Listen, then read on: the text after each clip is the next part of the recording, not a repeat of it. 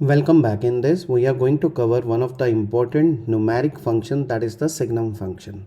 If you want to read the official definition, this is the official definition of the signum. But let me explain you in the simple term. So signum is going to tell the sign of a number and return three type of value to us. So let me copy this thing and let me go to my Visual Studio. If we have minus 13, that means minus 1. That means we are getting the negative value.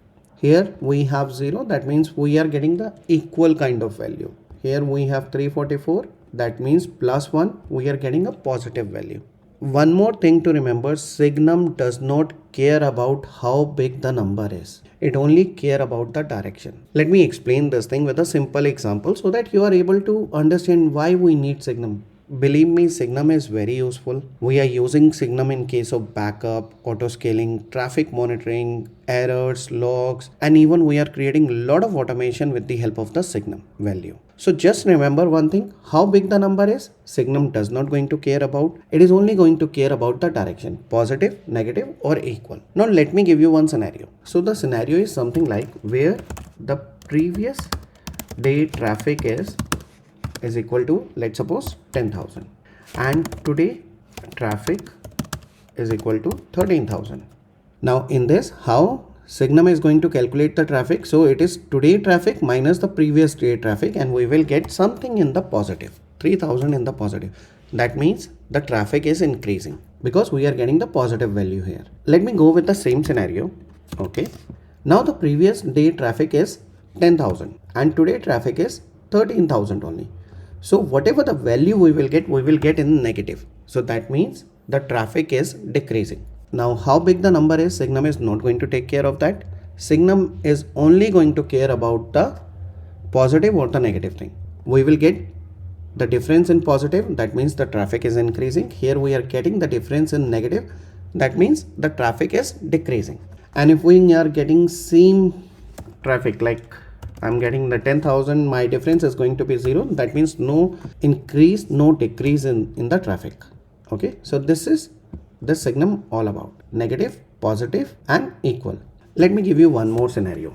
Let's suppose we have a production backup and we want to know whether the production backup is equal to, greater than, or lesser than the dev backup. So we can easily calculate with the help of the Signum whatever the value we will get. If we will get the positive value, if we will get the negative value, based on that we can do our calculation. Again, just remember, in Signum does not care about how big the number is. It's only going to care about the direction. And Signum is very helpful when we have the complex data. Like I already mentioned, it is going to help you in the automation. So you will have the automation. So automation in the sense, let me give you one more scenario. So let's suppose you have 100 users and tomorrow you have 1000 users. Now based on this, you can do a calculation. You will get the value in positive. You need to add couple of more machines. So you can have your automation like this. Or let's suppose you have error log something like 500 today, and tomorrow you are getting somewhere around 5,000 logs related to error. So you will get to know, okay, there is something which is not going right. So you can have your automation in place with the help of this. And how we are going to use this thing in the real term, let me give you one scenario. Okay, so let me delete all those things. So let's suppose I'm going to create one variable. Okay, and this variable name I'm going to give current underscore CPU, and let me go with the default is equal to 75. So this is the current CPU value. Let me create one more variable, and this variable name is previous day CPU, and the default value is something like 60. Let me create one locals, and in the local I'm going to do the calculations. Let me give a name, CPU trend something is equal to. Now here I'm going to use my formula for the Signum. Hey, why I'm not getting this thing? Okay, let me select this. Now it is correct. var dot current CPU. Let me select this thing, minus var dot previous day CPU. Now based on this number, whatever the value I will get for the CPU trend, I'm going to use that thing in my resource, that is AWS instance. Let me select this thing. Let me give a logical name, Signum function, something like this. Here I'm going to use the count, COUNT, and in the count I'm going to say local.cpu trend, this thing.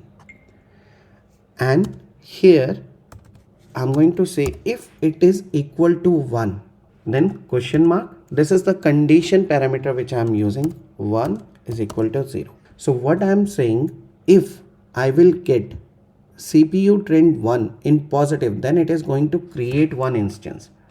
If I will get in negative, it is not going to do anything. And even if I will get something equal, like the var CPU and the var previous J CPU is equal, then it is not going to take any action. It is only going to take action if it is equal to 1.